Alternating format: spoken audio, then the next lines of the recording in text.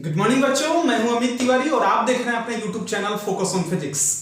बच्चों आज हम लोग पढ़ने वाले हैं क्लास 12 का स्टडी कर रहे हैं। अभी फिजिक्स हम लोग पढ़ रहे हैं, सेकंड चैप्टर स्टडी कर रहे हैं। कौन सा चैप्टर? अभी हम लोग सेकंड चैप्टर स्टडी कर रहे हैं। आज हम लोग पढ़ने वाले हैं, देखिएगा ध्यान से। आज हम लोग का टॉपिक है potential energy. Potential energy of an electric dipole in a uniform electric field.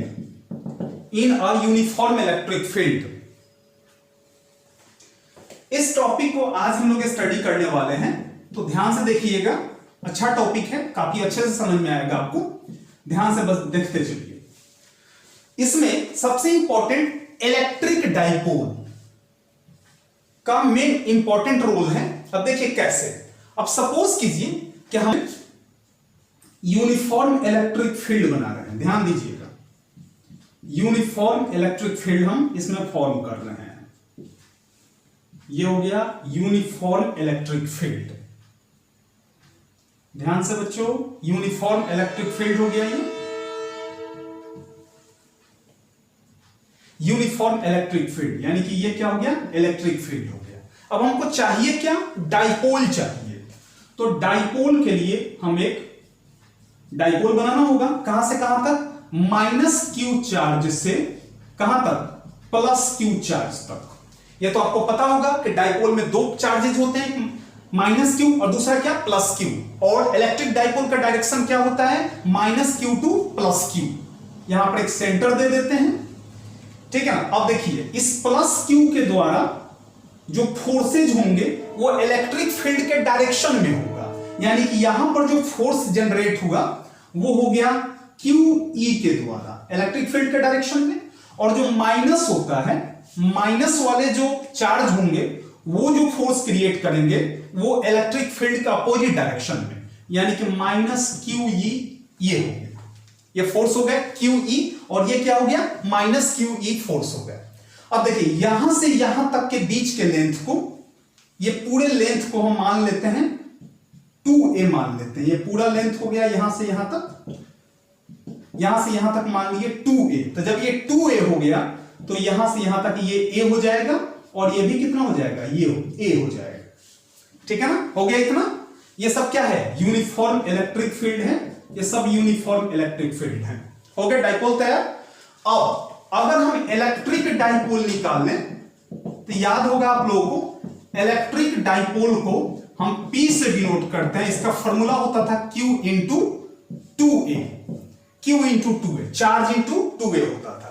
तो ये तो इसी का मेन इंपॉर्टेंट रोल है इसमें। किसमें? जो हम पढ़ने चल रहे हैं, potential energy of an electric dipole in a uniform electric field. अब देखो एक चीज, यहां पर सेंटर है, एक यहां पे प्लस चार्ज कैरी हो रहा है, एक यहां पे प्लस फोर्स है, यानी फोर्स जो है उसका वैल्यू पॉजिटिव है। यहां जो फोर्स लग रहा है वो नेगेटिव लग रहा है, तो ये तो एक दूसरे को कैंसिल कर दिए। तो अगर हम फोर्स नेट निकालें, फोर्स नेट इस कंडीशन में क्या हो जाएगा? जीरो हो जाएगा। याद रखना, वर्क दो टाइप के होते हैं। एक होता है, एक लीनियर वर्क होता है। लीनियर वर्क होता है जिसमें फोर्स अप्लाई करने के बाद ऑब्जेक्ट डिस्प्लेस होता है एक पॉइंट से दूसरे पॉइंट में। और एक जो होता है वो रोटेशनल वर्क होता है।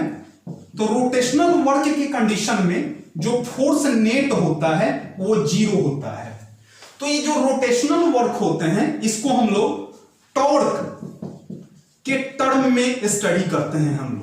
यानी कि जहां पर रिजल्टेंट फोर्स जीरो हो जाता है, जहां पर फाइनल फोर्स जीरो हो जाए, कैसे जीरो होगा? ये प्लस क्यू ई यानी कि प्लस एफ और माइनस एफ दोनों एक दूसरे को क्या हो जाएंगे? कैंसिल कर देंगे। तो दोनों का रिजल्टेंट फोर्स जब जीरो हो जाएगा तो तब उस ऑब्जेक्ट में डिस्प्लेसमेंट नहीं हो पाएगा। इस एक्सिस के साथ ये बंधा हुआ तो डिस्प्लेसमेंट नहीं हो पाएगा, तब ये रोटेट होना शुरू कर देगा। यानी कि जब भी रिजल्टेंट फोर्स जीरो हो जाए ठीक है ना, रिजल्टेंट फोर्स जीरो हो जाए उस कंडीशन में ऑब्जेक्ट वर्क करेगा, लेकिन वहां पर कौन सा वर्क होगा, रोटेशनल वर्क होगा, लीनियर वर्क नहीं होगा। लीनियर वर्क के लिए ऑब्जेक्ट को एक पॉइंट से दूसरे पॉइंट पर डिस्प्लेस होना जरूरी है। जैसे मान के कि ऐसे हाथ पकड़ के हम खड़े हैं, ठीक है ना, अगर फोर्स नेट फोर्स जीरो हो गया तो हम ना इधर जा सकते हैं और नहीं इधर आ सकते हैं। लेकिन अगर नेट फोर्स जीरो हो जाए और वहां पर ऑब्जेक्ट रोटेट करना स्टार्ट हो जाए, जैसे ऐसे ऐसे मूव करना शुरू कर दें, तो ऑब्जेक्ट में जो रोटेशन होगा वो किसकी वजह से होगा, टॉर्क की वजह से होगा। यानी कि यहां पर जब रोटेशनल वर्क को स्टडी करेंगे तो उसको हम किसके टर्म में स्टडी करेंगे, टॉर्क के टर्म में स्टडी करेंगे। फॉर एग्जांपल साइकिल का हैंडल अगर आप पकड़े हुए हैं तो जब हैंडल घुमाना होता है तो एक अगर राइट हैंड को पीछे खींच रहे हैं, जितना डिस्प्लेस करेंगे पीछे की तरफ उतना ही आगे की तरफ डिस्प्लेस होगा। ये जितने फोर्स से राइट हैंड को हम पीछे खींचेंगे उतने ही फोर्स से लेफ्ट हैंड आगे की तरफ जाता है ऐसे। तो इस कंडीशन में रिजल्टेंट फोर्स तो जीरो हो गया, लेकिन यहां पर क्या हो गया, रोटेशनल वर्क हो रहा है, ठीक है, लीनियर वर्क नहीं हो रहे हैं। लीनियर वर्क होता जब हम हैंडल ऐसे नहीं घूमता, हैंडल साइकिल से आगे चला जाता फोर्स लगाने के बाद, तब वहां पर रोटेशनल वर्क नहीं होता, वहां पर कौन सा वर्क होता है, लीनियर वर्क होता है। लेकिन हमारे पास क्या हो रहा है, नेट फोर्स जीरो होने की वजह से, यानी कि जितना राइट हैंड से हमारा पॉजिटिव फोर्स अप्लाई हो रहा है उस साइकिल के हैंडल पर, उतना ही लेफ्ट साइड से निगेटिव फोर्स अप्लाई होगा। या फिर लेफ्ट हैंड से अगर पॉजिटिव फोर्स अप्लाई हो रहा है तो राइट हैंड से निगेटिव फोर्स अप्लाई होगा। तो दोनों क्या होगा, कंडीशन में क्या हो जाएगा, दोनों का नेट फोर्स जीरो हो जाएगा और उस सब्जेक्ट में रोटेशन स्टार्ट हो जाता है। तो यही रोटेशन हम लोग पढ़ने वाले हैं, अभी टॉर्क के टर्म में स्टडी करने वाले हैं। तो यहां पर याद रखिएगा कौन सा वर्क होगा, यहां पर लीनियर वर्क नहीं होगा, कौन सा वर्क होगा, रोटेशनल वर्क होगा। साइकिल के हैंडल की तरह ये हो ही गया है, ऐसे घूमेगा, ये रोटेशनल, रोटेट होगा, ठीक है ना, रोटेशनल, इसमें रोटेशन स्टार्ट हो जाएगा। ऐसे रोटेट हो तो या ऐसे रोटेट हो तो, ठीक है ना, लेकिन रोटेशन स्टार्ट हो जाएगा। जहां पर भी रोटेशन दिखे आपको तो वहां पर समझिए कि लीनियर वर्क तो जीरो हो रहा है, बट वहां पे वर्क जो रोटेशनल वर्क हो रहा है किसके टर्म में हो रहा है, टॉर्क के टर्म में हो रहे हैं। तो यहां पर फोर्स नेट क्या हो गया, जीरो हो गया। जब फोर्स नेट जीरो हो जाएगा देन देखना it starts to rotate on its axis, अपने एक्सिस पर क्या होता है, रोटेट होना शुरू हो जाएगा। So there will be torque, तब वहां पर क्या होगा, टॉर्क होगा। टॉर्क के बारे में पहले हम लोग पढ़ चुके हैं, अच्छे से पढ़ चुके हैं, ठीक है ना, एक्सप्लेन हुआ था वहां पर। अब देखिए टॉर्क का फॉर्मूला होता है, याद होगा आपको, टॉर्क का फॉर्मूला क्या होता था, Q into E into 2A sine theta. आपको याद होगा Q into E 2A sine theta, ये जो होता था 2A साइन थीटा वो परपेंडिकुलर डिस्टेंस, और QE जो होगा वो फोर्स होगा।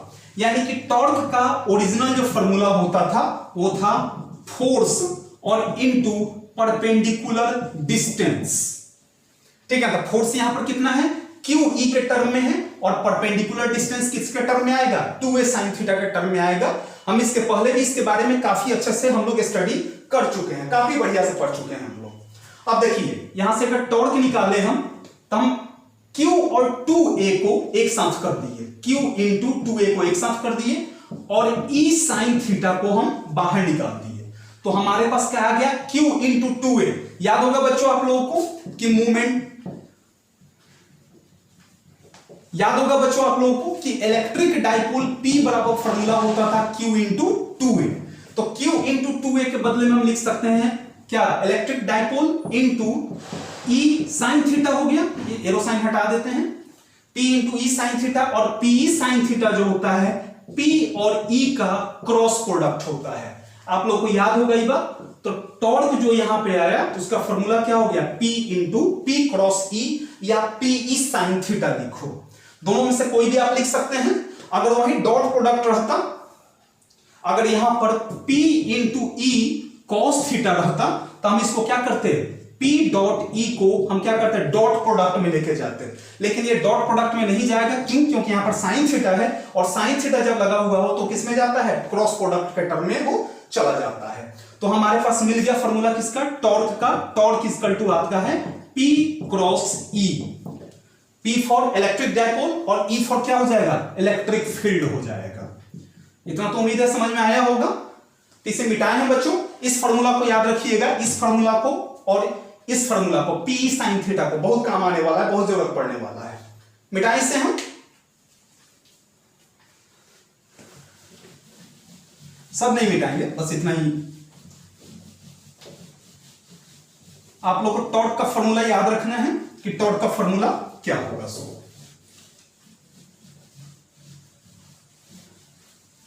तो हमारे पास क्या आया, टॉर्क का फॉर्मूला क्या आया था अभी आप हमारे पास, P क्रॉस E, या फिर P क्रॉस E आया था, या फिर हम लिख सकते हैं PE क्या साइन थीटा। ये दोनों किसका फॉर्मूला था, टॉर्क का फॉर्मूला था। ठीक है ना, इतना तो लगभग पता चल गया। अब चलिए आगे बढ़ते हैं हम लोग, ये याद रखिएगा, इसका बहुत काम आने वाला है ये।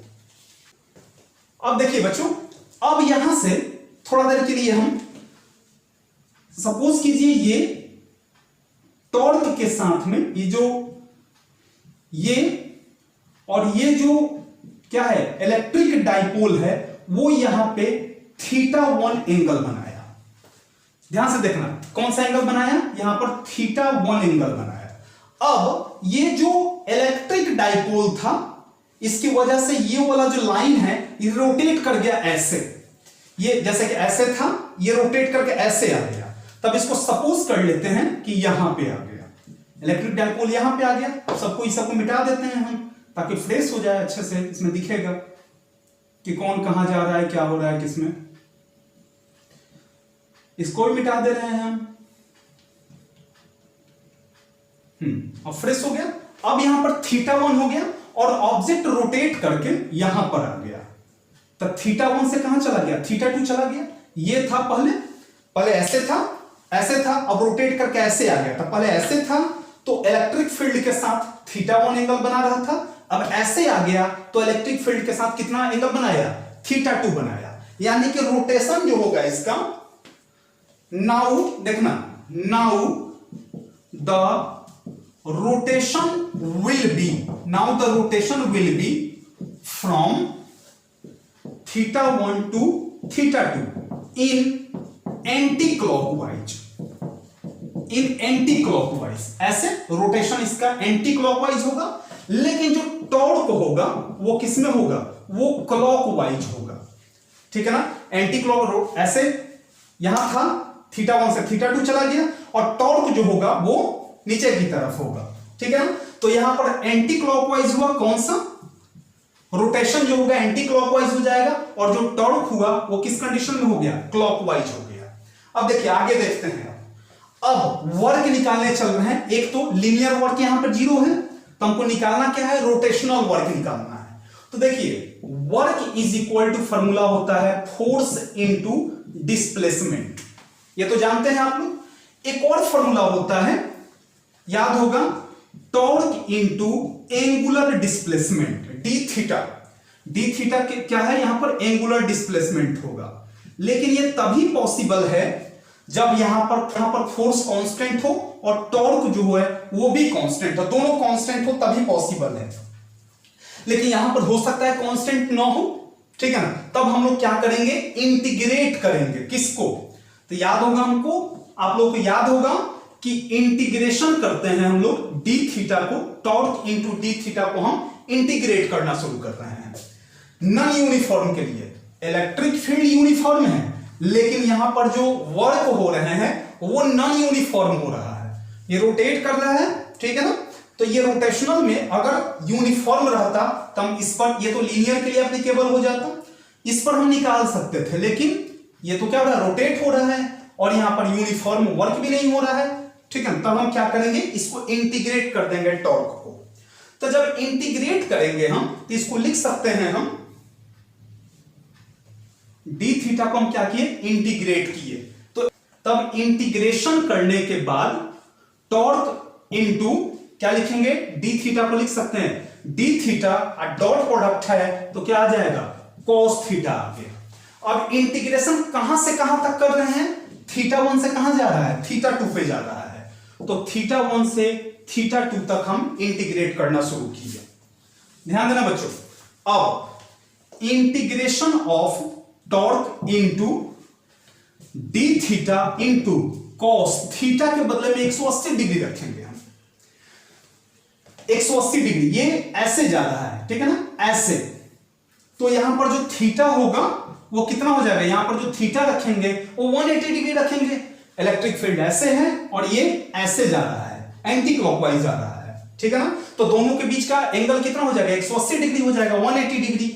तो θ1 से θ2 इंटीग्रेट करना है। अब इंटीग्रेशन फ्रॉम θ1 टू θ2, तो ये हो जाएगा टॉर्क इनटू डी थीटा, और cos 180 का वैल्यू होता है कितना, -1।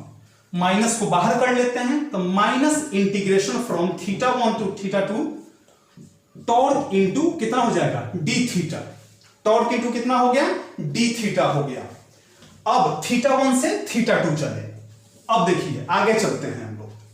अब इंटीग्रेशन फ्रॉम θ1 टू θ2। अब टॉर्क का वैल्यू यहां से रखिए। टॉर्क का वैल्यू कितना है, Pe sin थीटा। तो टॉर्क के बदले में रख देते हैं हम Pe sin थीटा इंटू यहां पर कितना है, डी थीटा। Pe माइनस आ रहा है, ठीक है ना। Pe कांस्टेंट है तो बाहर कर दीजिए, माइनस Pe बच गया हमारे पास sin theta into d theta. Integration from θ1 to θ2 यहां पर हो जाएगा sin theta into d theta, angular displacement. अच्छा, आपको याद होगा कि sin थीटा का इंटीग्रेशन कितना होता था, याद होगा आपको, sin थीटा का इंटीग्रेशन माइनस cos थीटा। इसको मिटा दें। sin थीटा का इंटीग्रेशन कितना होता था, माइनस cos थीटा, और sin थीटा का थीटा का टर्म में डिफरेंशिएशन कितना होगा, प्लस में होगा, cos थीटा आएगा। तो हमको तो इंटीग्रेट करना है, तो आ गया माइनस Pe। और जब sin थीटा को θ1 से θ2 तक इंटीग्रेट किए तो आ जाएगा कितना, माइनस cos थीटा। कहां से कहां तक, θ1 से θ2 तक। अब माइनस Pe। अब देखिए एक बार थीटा के बदले में θ2 रखिए तो माइनस माइनस प्लस हो जाएगा cos θ2 और माइनस cos θ1, ठीक है ना। θ1 हो गया। अब माइनस Pe, इसको माइनस कॉमन ले लेते हैं यहां पर और इसको पलट देते हैं, ये हो जाएगा cos θ1 माइनस cos θ2। तो माइनस माइनस प्लस, और हमारे पास आ गया यहां पे वर्ग कितना हो गया बच्चों, देखिए यहां पर हो जाएगा minus minus plus Pe cos, ऐसे करो, Pe cos θ1 माइनस cos θ2। लेकिन वर्ग यहां पर किसके फॉर्म में है, पोटेंशियल एनर्जी के फॉर्म में है। तो U इज इक्वल टू क्या लिख देंगे हम यहां पर, Pe cos θ1 माइनस cos θ2, ठीक है ना। यहां पर वर्क जो है हियर लिख सकते हैं, यहां पर here work is stored in the form of potential energy. In the form of potential energy का फॉर्म में है ये। इस तरह से हम कैलकुलेट कर सकते हैं। मान गए θ1 से θ2 गया, तो θ1 से जब θ2 गया, सपोज को ये कि θ1 30 डिग्री था और θ2 60 डिग्री था, ठीक है ना। तो यहां पर 30 डिग्री रख देंगे, यहां पर 60 डिग्री रख देंगे। P जो होगा वो इलेक्ट्रिक डाइपोल होगा और E जो होगा वो क्या होगा, इलेक्ट्रिक फील्ड होगा। वैल्यू पुट कर देंगे और कैलकुलेट कर देंगे हम। समझ में आया आप लोगों को? चलिए गुड, आगे पढ़े हम लोग।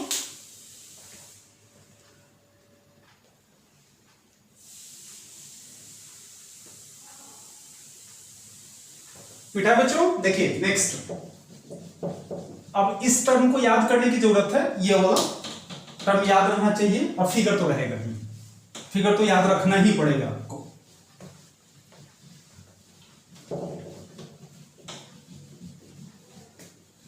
चलिए नेक्स्ट हम लोग देखते हैं, इसको थोड़ा सा और एक्सटेंड करते हैं आगे। हमारे पास क्या फॉर्मूला आ गया,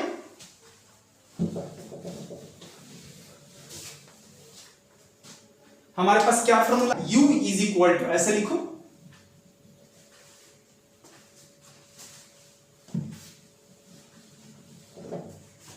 हमारे पास बच्चों कौन सा फॉर्मूला आ गया, U is equal to Pe cos θ1 minus cos कितना आ गया, θ2 आ गया, ठीक है ना। अब उसको मिटा देते हैं।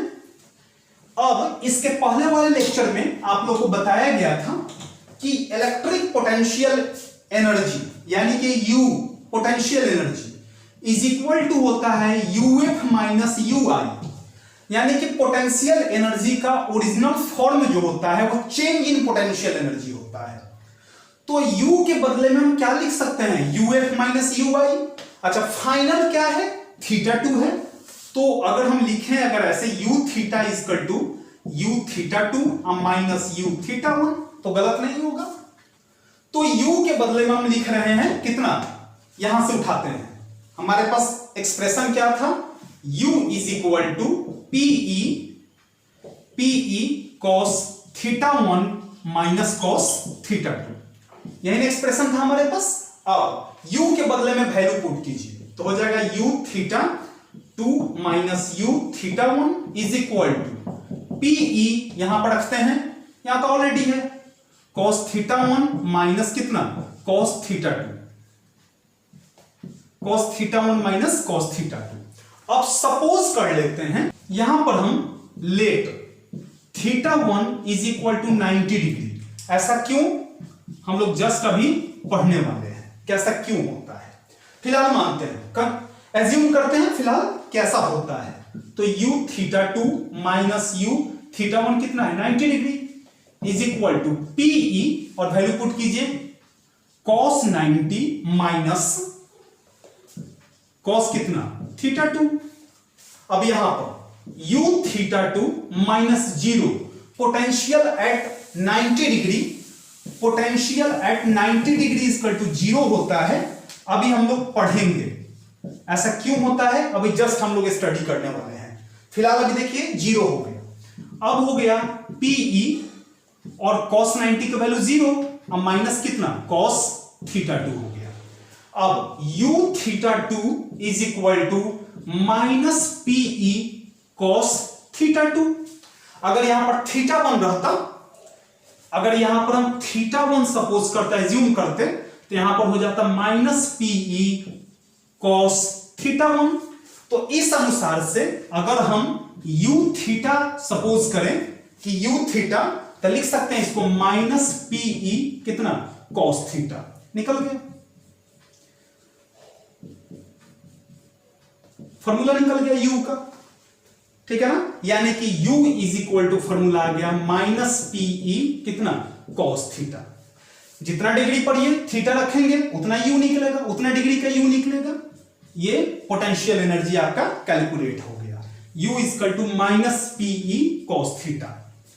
ठीक है ना बच्चों, समझ में आया, u इक्वल टू कितना हो गया, माइनस पीई cos थीटा हो गया।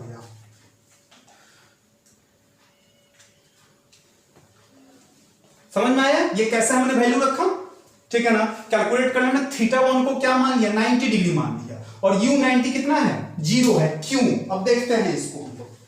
एक इस फॉर्मूला को छोड़ के बाकी सब हम मिटा देते हैं। हमारे पास एक क्वेश्चन आ गया है, खड़ा हो गया है कि 90 हमने क्यों सपोज किया, हमने 60 क्यों नहीं लिया, 30 क्यों नहीं लिया, क्यों नहीं दूसरा वैल्यू सेलेक्ट किया। तो चलते हैं हम लोग पढ़ने कैसा क्यों हुआ। कुछ इंपॉर्टेंट बात देखिएगा। फर्स्ट नंबर पॉइंट कि अगर theta is equal to 90 degree हो जाए, अगर थीटा इज इक्वल टू क्या हो जाए, 90 डिग्री हो जाए, तब क्या होगा, थीटा इज इक्वल टू कितना 90 डिग्री हो जाए, यही ना वैल्यू पुट किए थे हम लोग, theta is equal to 90 degree. अब देखिए θ2 इज इक्वल टू 90 डिग्री या θ1 90 डिग्री या θ 90 डिग्री। अब सपोज कीजिए, देखिए यहां से, अब यहां पर ये इलेक्ट्रिक फील्ड है, इलेक्ट्रिक फील्ड है यहां पर, इसमें डाइपोल 90 डिग्री के एंगल के साथ आ गया, ऐसे ऐसे 90 डिग्री के एंगल के साथ है। ये माइनस क्यू ई था और ये प्लस क्यू ई था, यहां पर 90 डिग्री एंगल बन गया, किसके, इलेक्ट्रिक फील्ड के डायरेक्शन में 90 डिग्री के एंगल बन गया। अब निकालते हैं 90 डिग्री के एंगल पे क्या होगा। सो इतना तो पता है कि प्लस क्यू ई है, माइनस क्यू ई है अगर हमारे पास, तो नेट फोर्स जो होगा, फोर्स नेट जो होगा वो तो 0 होना ही है, क्योंकि जितना यहां पे फोर्स पॉजिटिव में है उतना ही फोर्स यहां पे निगेटिव है। लेकिन अगर हम टॉर्क निकालें इस कंडीशन में, टॉर्क जीरो नहीं होना चाहिए। अगर टॉर्क जीरो हो गया तो इसका रोटेशन नहीं होगा, रोटेशनल वर्क नहीं हो सकता है। फोर्स नेट जीरो हो जाए तो लीनियर वर्क नहीं होगा, और टॉर्क जीरो हो जाए तो रोटेशनल वर्क नहीं होगा। ठीक है ना? तो टॉर्क बराबर क्या फॉर्मूला था टॉर्क का? फॉर्मूला हम पढ़े थे पीई साइन थीटा। यहां पर हम लिख सकते हैं पीई साइन कितना डिग्री? 90 डिग्री। और साइन 90 का वैल्यू कितना होता है? 1। तो पीई इंटू 1 कितना हो गया? पीई हो गया। टॉर्क इक्वल टू पीई आ गया। अब यहां पर टॉर्क जो पीई निकला, टॉर्क का मैक्सिमम वैल्यू निकल गया 90 डिग्री पर, +1 रख के फिर 180 पर जाके जीरो हो जाता है। तो 0 to 90 तो ये इंक्रीज होता है, फिर उसके बाद डिक्रीज होता है। ठीक है ना? तो 90 डिग्री पर मैक्सिमम वैल्यू आएगा किसका? टॉर्क का मैक्सिमम वैल्यू आया। अब अगर हम यहां पर u निकालें तो u निकालने का फॉर्मूला क्या था बच्चों? -pe cos थीटा, यानी कि u equal to -pe cos कितना डिग्री? 90 डिग्री। cos 90 का वैल्यू कितना होता है? 0। तो यहां पर u कितना हो जाएगा? 0 आ गया। अब देखिए, हम इसके पहले वाले में लिखे थे कि थीटा इक्वल टू 90 डिग्री हम लिए थे, तो u 90 पर वैल्यू कितना आ रहा था? 0 आ रहा था ना। तो हम किसी एक टर्म को θ2 या θ1 को किसी एक टर्म को 0 बनाने के लिए क्या फॉर्मूला था ना? pe cos θ1 माइनस cos θ2, ये फॉर्मूला था ना। तो हमने क्या किया था उसमें? θ1 या θ2 या माइनस कर दो, माइनस pe कर दो, तो यहां पर कितना हो जाएगा? cos θ2 और माइनस cos θ1। बवाल मत कर देना कि पॉजिटिव में है तो θ1 पहले है, क्या है ये सब माइनस, यहां पर हमने कॉमन लिया तो ये चेंज हुआ, माइनस कॉमन लेने से ये चेंज हो गया। ठीक है ना? तो cos θ2 माइनस θ1 हम इस टर्म को 0 करना चाह रहे थे, इसलिए हमने, तो cos θ में 0 तभी हो सकता है जब 90 डिग्री हो। तो जब हम 90 डिग्री थीटा का वैल्यू लेंगे तो पोटेंशियल कितना हो जाएगा? 0, यानी कि ये भी 0 टर्म हो जाएगा। और इधर जो u था, u θ1 था, वो भी 0 हो जाएगा। इसलिए हमने यहां पर 90 सेलेक्ट किया है। समझ में आया कि 90 हमने क्यों लिया था? वहां पर एज्यूम क्यों किया था? वहां पर हमने एज्यूम कर लिया था, लेकिन वो सही है। वहां पर अगर हम 90 रखते हैं तो वैल्यू कितना हो जाएगा? 0 हो जाएगा, एक टर्म खत्म हो जाएगा। तो ये हो गया। दूसरा आता है सेकंड पोजीशन। ये तो फर्स्ट था, अब सेकंड नंबर देखते हैं। नंबर 2 में देखते हैं हम लोग theta is equal to 0 degree. 0 degree कब होगा? मान लीजिए ये इलेक्ट्रिक फील्ड है। 0 डिग्री कब होगा? देखिए ये इलेक्ट्रिक फील्ड है। अब यहां पर हम एक इलेक्ट्रिक डाइपोल ले लिए जिसका डायरेक्शन -q टू +q था इलेक्ट्रिक फील्ड के डायरेक्शन में, यानी कि P का भी डायरेक्शन इधर ही था इलेक्ट्रिक फील्ड के डायरेक्शन में। तो इलेक्ट्रिक फील्ड और P के बीच का डिस्टेंस कितना हो जाएगा? इलेक्ट्रिक फील्ड और P के बीच का जो एंगल फॉर्म होगा कितना डिग्री होगा? 0 डिग्री होगा, क्योंकि दोनों पैरेलल हैं। तो यहां पर क्या हो जाएगा? P and E are parallel हो जाएंगे, तो थीटा इक्वल टू 0 डिग्री। तो ये तो क्लियर है कि एफ नेट जो होगा वो 0 होगा। अब निकालते हैं टॉर्क के बारे में। तो टॉर्क का फॉर्मूला क्या था? PE sine theta. PE sine theta हमने रख दिया, यहां पर रखते हैं पीई साइन कितना डिग्री? 0 डिग्री। और साइन 0 का वैल्यू कितना होता है? याद करो, साइन 0 का वैल्यू 0 होता है। तो पीई इंटू 0, तो टॉर्क यहां पर कितना हो गया? 0।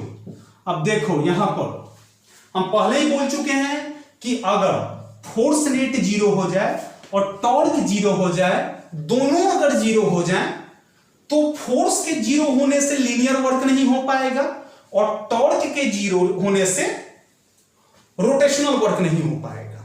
ठीक है ना? तो जब दोनों में कोई भी वर्क नहीं हो पाएगा तो ये स्टेबल इक्विलिब्रियम पोजीशन में हो जाएगा। स्टेबल इक्विलिब्रियम पोजीशन में हो जाएगा, यानी कि जैसे रहेगा, जैसा पहले था वैसा ही बाद में भी रहेगा। स्टेबल इक्विलिब्रियम पोजीशन में हो जाएगा। अगर ऐसे है तो ये ऐसे ही रहेगा, ये रोटेट नहीं होगा। क्यों? क्योंकि टॉर्क भी 0 हो गया, आगे डिस्प्लेस नहीं हो सकता है, बिकॉज की फोर्स नेट 0 है। ठीक है ना? इसलिए यहां पर लिख दो -QE ज्यादा अच्छा है और +QE हो गया। तो इस कंडीशन की वजह से ये सबसे ज्यादा स्टेबल इक्विलिब्रियम स्टेट में होता है। अब इस कंडीशन में अगर हम U निकालें, पोटेंशियल एनर्जी कैलकुलेट करें, तो U का फॉर्मूला कितना होता है, माइनस पीई कॉस थीटा, तो थीटा के बदले में कॉस 0 डिग्री, तो माइनस पीई कॉस 0 का वैल्यू 1 होता है, ठीक है ना। तो कितना हो जाएगा, माइनस पीई, यानी कि इलेक्ट्रिक पोटेंशियल एनर्जी सबसे मिनिमम इसी पॉइंट पर होगा। सबसे ये क्या हो जाएगा, ये मिनिमम वैल्यू हो जाएगा, बट क्या हो जाएगा, स्टेबल इक्विलिब्रियम पोजीशन इसका होगा, लेकिन वैल्यू क्या होगा, सबसे मिनिमम होगा।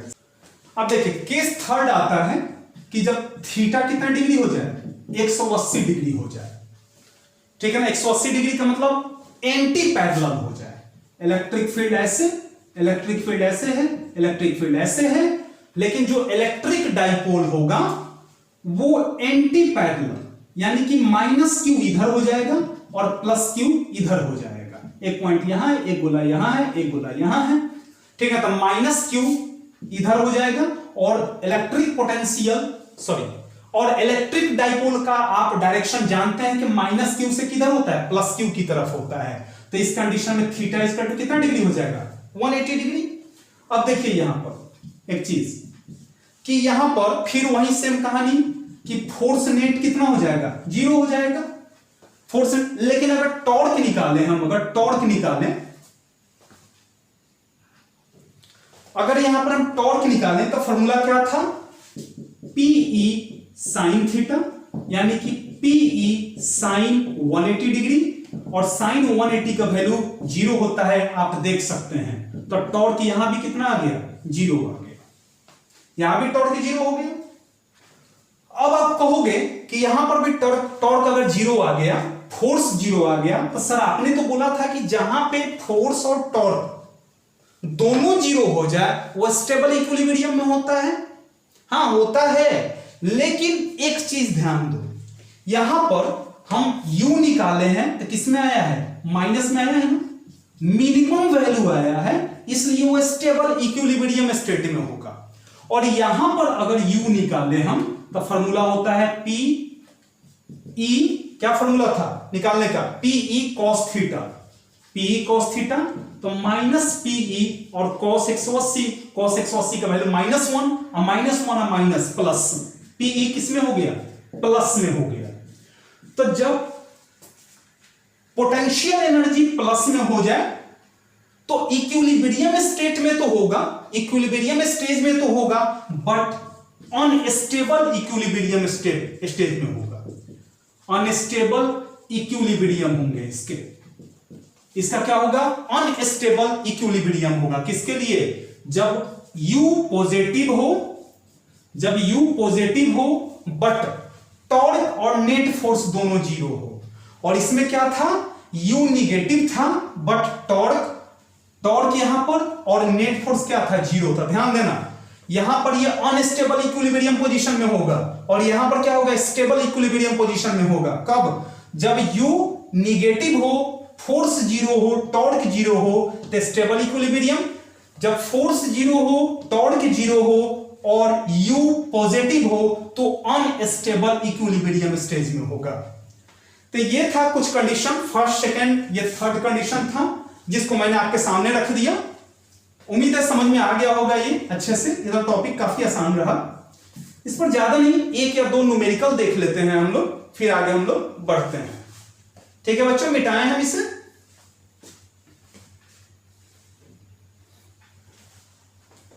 मिटाएं इसे।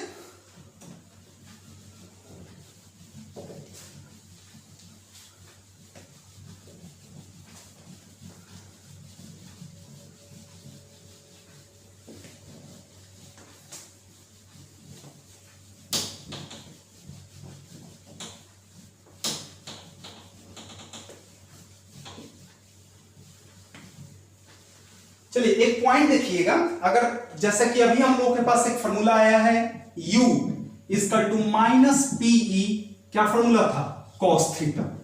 तो वर्क भी है और पोटेंशियल एनर्जी भी है।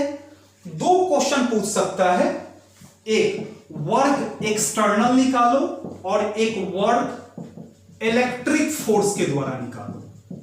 एक वर्क एक्सटर्नल फोर्स के द्वारा कैलकुलेट करो और एक वर्क इलेक्ट्रिक फोर्स के द्वारा कैलकुलेट करो। अब देखो, पढ़े थे हम लोग कि change in potential energy UF minus UI is equal to, क्या फॉर्मूला था, minus sign of work done by electric force, by electric force, but positive sign of work done by external force, by external force. अब आपको क्या करना है कि work निकालेंगे, work वाले यू निकाल लेंगे, उसका अगर जितना वैल्यू आएगा उसका निगेटिव कर देंगे तो वर्क डन इलेक्ट्रिक फोर्स के द्वारा निकल जाएगा, और उसका अगर पॉजिटिव कर देंगे तो एक्सटर्नल फोर्स के द्वारा हम वर्क डन निकल जाएगा। तो इस बात को जरूर याद रखना, ये क्वेश्चन बहुत सारे पूछे जाते हैं इस पर कि वर्क एक्सटर्नल निकालो या फिर वर्क इलेक्ट्रिक फोर्स के द्वारा निकालो, बहुत सारे इस पर क्वेश्चन पूछे जाते हैं।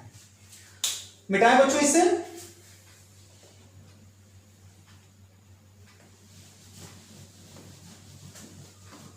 चलिए क्वेश्चन देखते हैं हम लोग, फिर आगे बढ़ते हैं, ठीक है।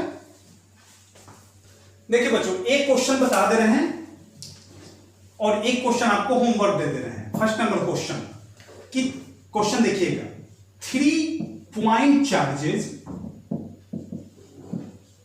Point charges are arranged in the form of equilateral triangle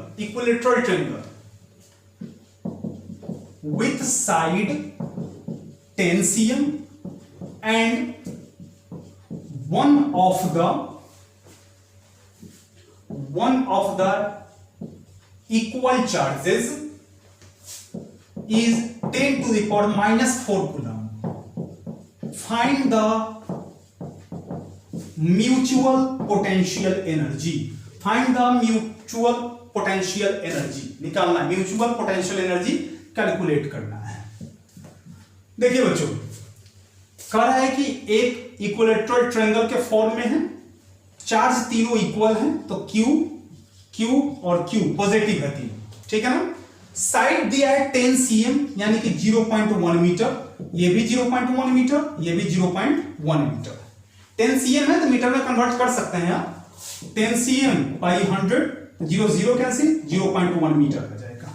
पूछ रहा है कि म्यूचुअल एनर्जी निकालिए जिससे कि तीनों एक दूसरे से बाइंड अप है इक्विलेटरल ट्रायंगल के शेप में। तो पोटेंशियल एनर्जी निकालना है, ठीक है ना। तो सबको अगर हम जोड़ दें, तो पोटेंशियल एनर्जी निकल जाएगा, यानी कि potential energy by A B C and C A, सबको जोड़ देते हैं, तो mutual potential energy is equal to हो जाएगा potential energy of A B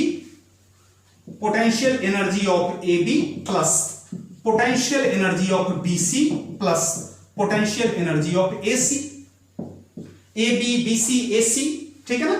अब निकालते हैं पोटेंशियल एनर्जी का। फॉर्मूला होता है K Q1 Q2 by R plus, इसके लिए भी K Q1 Q2 by R plus K Q1 Q2 by R।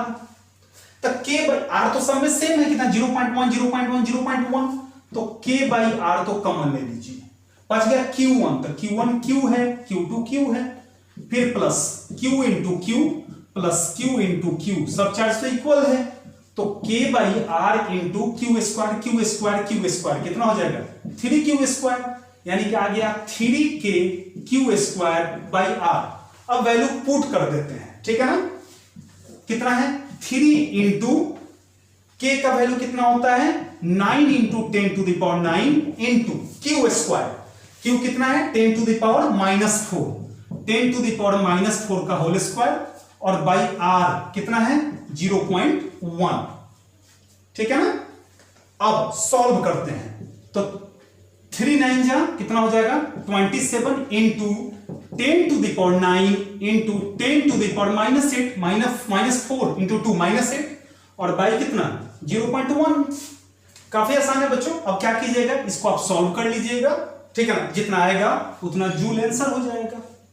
निकाल क्या रहे हैं, पोटेंशियल एनर्जी कैलकुलेट कर रहे हैं, तो इसको सॉल्व करेंगे, जितना आएगा उतना पोटेंशियल एनर्जी आपका आंसर हो जाएगा। ठीक है बच्चों, चलिए आज का क्वेश्चन है, क्वेश्चन दे दें आज के लिए कि बना के लाइएगा, आप लोग बना के रखिएगा, जो प्रॉब्लम होगा सो देखा जाएगा उसमें। देखिए क्वेश्चन क्या है, सो अगर प्रॉब्लम होगा तो कमेंट सेक्शन में आप प्रॉब्लम बता सकते हैं। आप देखिएगा क्वेश्चन है कि सेम इसी टाइप का 3 point charges plus Q plus 2Q, बड़ा बेहतरीन क्वेश्चन है, and capital Q are placed at the vertices of an equilateral triangle। अब क्वेश्चन है कि find the value of capital Q so that electric potential energy is zero। So that electric potential energy is zero, यानी कैसे, figure बना हुआ है, एक plus Q है, दूसरा कितना है प्लस 2Q है, और तीसरा Q है। तो इस Q का वैल्यू निकालना है, कैपिटल Q का वैल्यू निकालना है जब ओवरऑल टोटल पोटेंशियल एनर्जी, यानी कि फाइनल पोटेंशियल एनर्जी कितना है, जीरो है, यानी कि फाइनल पोटेंशियल एनर्जी कितना है, जीरो है, यानी कि U1 plus U2 plus U3 equal to zero. अब जैसे A B C नाम दे दें, तो UAB plus UBC plus UAC is equal to zero. अब वैल्यू आप पुट कीजिएगा, सॉल्व आप कीजिएगा, अगर नहीं सॉल्व हो पाएगा तो अगले क्लास में हम इसको डील करेंगे। आंसर बता दें, इसका आंसर होगा -2Q/3। ठीक है ना।